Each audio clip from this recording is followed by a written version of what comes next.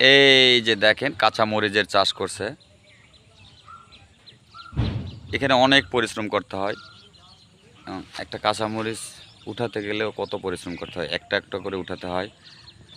কিন্তু আসলে উঠানো 10 টাকা কেজি করে উঠানো, বিক্রি 12 টাকা 8 টাকা, অনেক সময় 14 টাকা।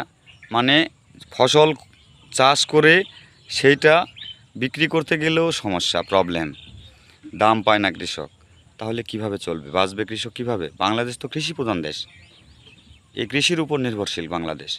দেখছেন কত কত সুন্দর কাঁচামরিচ, দেখে মনে হচ্ছে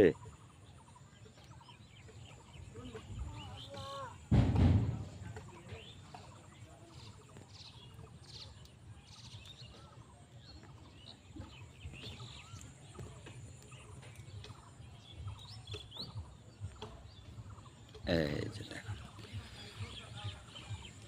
সারা মাঠ জুড়ে শুধু কাঁচামরিচ, কিন্তু কৃষকের কোনো উন্নতি নাই, দাম পাচ্ছে না। এভাবে চলতে থাকলে কৃষি শূন্যের কোঠায় দাঁড়াবে। তো সবাইকে ধন্যবাদ, দেখবেন এবং লাইক কমেন্ট শেয়ার করবেন। সবাই ভালো থাকবেন, ধন্যবাদ সবাইকে। আসসালামু আলাইকুম রহমতুল্লাহ।